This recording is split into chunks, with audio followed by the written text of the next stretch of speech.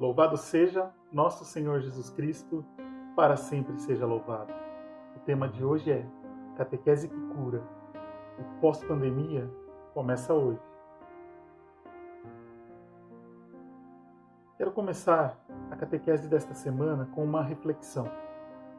A catequese, ela não é um prêmio, ela é remédio. A catequese, ela é um processo que não pode ser encarado apenas como uma entrega de sacramentos. Talvez, durante esse período de pandemia, nós ficamos tão preocupados com essa entrega de sacramento que nos esquecemos o quão importante é evangelizar, catequizar. Não estou generalizando. Claro que eu sei da sua preocupação com anunciar o Evangelho, sei da sua preocupação com levar a palavra de Deus para que esses jovens experimentem e conheçam a Deus. Mas é fato que talvez, entre nós, alguns tenham se preocupado mais com a entrega dos sacramentos. Como fica? Que dia será a primeira comunhão? Que dia será o crisma? Nós temos que fugir desse período de sacramentalização e partirmos para um desejo árduo de que as crianças e os jovens, ou os adultos que estão na catequese, experimentem e conheçam o Cristo. Tenham uma paixão, e a partir desta paixão nasça um amor que os envolva, um amor que permita que eles permaneçam dentro da igreja. Não podem se distanciar, não podem receber o sacramento no dia como um diploma ou como um prêmio, mas precisam entrar dentro de um namoro que leve a um casamento com o Senhor.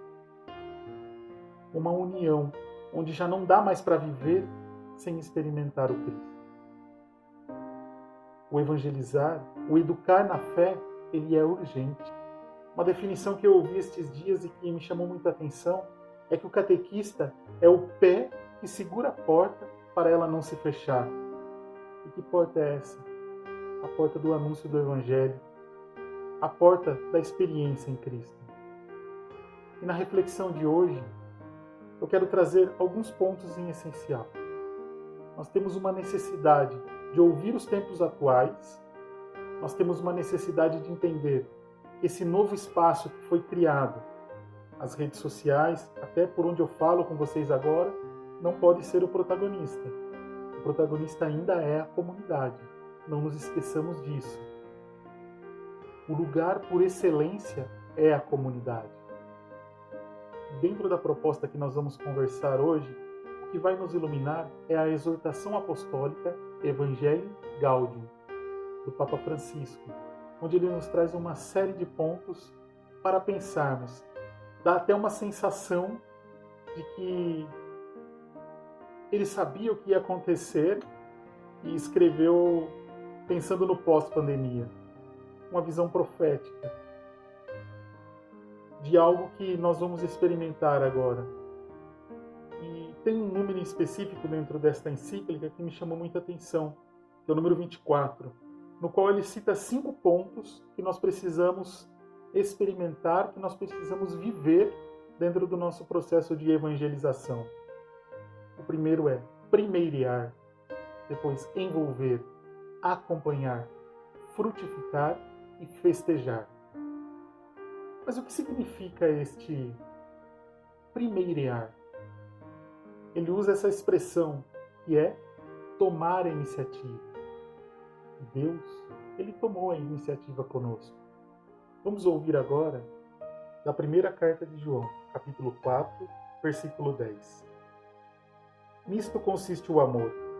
Não fomos nós que amamos a Deus, mas foi Ele que nos amou e enviou o seu Filho, como vítima de expiação pelos nossos pecados.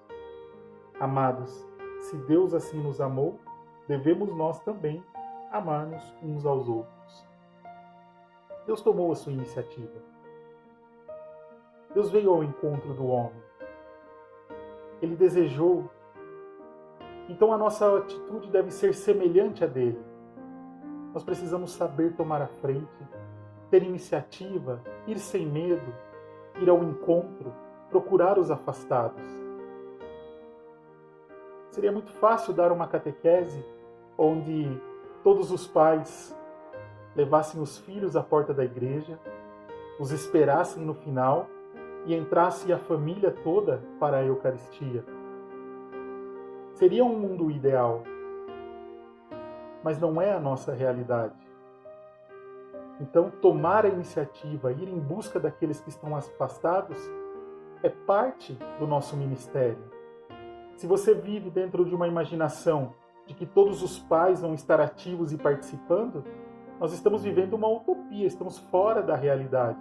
A realidade é que os pais não participam. Então nós precisamos apresentar o Evangelho para que eles sejam encantados por ele. Então o primeiro passo é tomar essa iniciativa. Depois, é importante envolver. O que significa esse envolver-se? Envolver-se, um exemplo prático é o lava-pés, com obras e gestos. Jesus se ajoelhou diante dos seus. Jesus se dobrou, se curvou, lavou os pés, secou e beijou. Quantas vezes nós queremos levar o nosso ministério sem nos dobrarmos?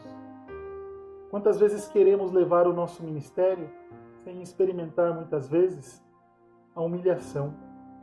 Preferimos a glória, o reconhecimento. Preferimos por vezes ser reconhecidos por aquilo que fazemos. É duro humilhar-se, é difícil, mas o lava-pés é uma grande escola de envolvimento. O quanto hoje nós nos envolvemos com os nossos catequizantes. O quanto hoje nós estamos verdadeiramente abraçados, lavando os pés daqueles que são difíceis, daqueles que os pais levam 1, 2, 3 vezes na catequese, aí depois já faltam 4 vezes. Como lavar o pé de cada um desses?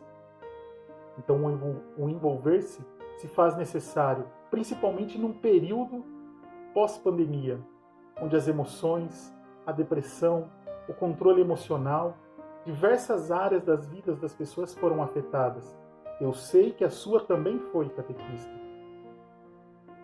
Mas se o nosso primeiro ponto é tomar iniciativa, o segundo é envolver-se, porque é só se envolvendo que nós somos capazes de frutificar. Continuando, o Papa Francisco, ele nos dá mais um passo, mais um caminho a seguir, que é o acompanhar. Em todos os processos, acompanhar a humanidade. Acompanhe a humanidade em todos os seus processos, por mais duros e demorados que sejam. Conhece as longas esperas e as suporta com valor evangélico.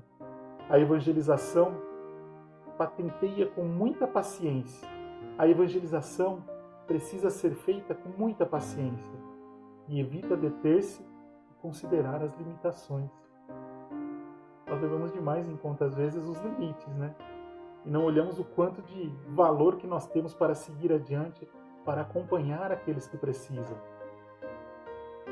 Recentemente eu ouvi e achei algo muito interessante com relação à pastoral social dentro da catequese. Às vezes, nós fazemos um pequeno gesto de levar uma roupa em um asilo ou de arrecadar alimentos e fazer uma cesta para dar aos pobres. Mas fazemos isso 1 ou 2 vezes durante a catequese. Não acompanhamos. Não despertamos nos jovens o verdadeiro desejo de acompanhar a missão. Fazemos uma vez, deixamos a consciência limpa e não fazemos mais. Isto não é acompanhar. Isto é se iludir. É imaginar que uma visita ao orfanato resolva a situação. Precisamos ter uma pastoral que acompanhe verdadeiramente. Que os jovens experimentem também este lado social. Em todos os processos, acompanhar a humanidade. Porque aí tem o próximo passo, é frutificar. Cuida do trigo, mas não perca a paz com o joio. O Papa nos diz assim: o semeador, quando vê surgir o joio no meio do trigo, não tem reações lastimosas ou alarmistas. Encontra um modo para fazer com que a palavra se encarne numa situação concreta e dê frutos de vida nova, apesar de serem aparentemente imperfeitos ou defeituosos. O discípulo sabe oferecer a vida inteira e jogá-la até o martírio, como testemunho de Jesus Cristo. Mas o seu sonho não é estar cheio de inimigos, mas antes é que a palavra seja acolhida e manifeste a sua força libertadora e renovadora. Ficar tweetando, ficar colocando no Instagram, no WhatsApp, bravejando, não frutifica. Precisamos de ação. Precisamos frutificar. Que os frutos apareçam. O que temos feito? Como temos andado? Quais são os nossos projetos? São reais? Estão indo à prática? Ou ficamos limitados a um pequeno sonho e não damos fruto na catequese? Talvez o maior sinal de fruto na nossa catequese, na nossa missão de catequista, não é que 40 crianças recebam a primeira comunhão. Não é que 100 jovens recebam o sacramento, mas que 40 crianças permaneçam na igreja, que 100 jovens permaneçam na comunidade, trabalhando, frutificando, envolvidos. E por fim, o Papa nos fala sobre festejar, comemorar cada passo que nós conquistamos, cada alma conquistada, cada vitória alcançada. Precisamos ter essa alegria de festejar, parar de murmurar, parar de ficar preso à amargura. Festejar, sim. Eu não sei se sua comunidade já voltou à catequese, ou ainda que fase que está na pandemia, cada cidade tem a sua situação. Mas quando voltar, não volte lastimando, não volte sofrendo, mostrando, perdemos tanto tempo catequizando. Não, louve e agradeça a Deus pela volta. Bendiga e agradeça a Deus se você conseguiu fazer alguns encontros online. Eu sei que é difícil, não é o ideal, não é a catequese que nós gostaríamos, mas se você conseguiu, agradeça. Para que a gente pare de lastimar e viver só amargurado, mas que possamos experimentar a alegria do Senhor. E as crianças, os jovens, os adultos os quais nós catequizamos, eles são atraídos pelo bem, pelo belo e pelo verdadeiro. Tudo isso atrai demais. Então que a nossa catequese seja boa, bela e verdadeira. Fuja do moralismo acusador. Fuja daquilo que não apresenta Jesus. Mas procure de verdade apresentar Jesus como Senhor e Salvador na história de cada uma destas crianças e jovens, para que assim eles permaneçam e frutifiquem. Louvado seja nosso Senhor Jesus Cristo, para sempre seja louvado.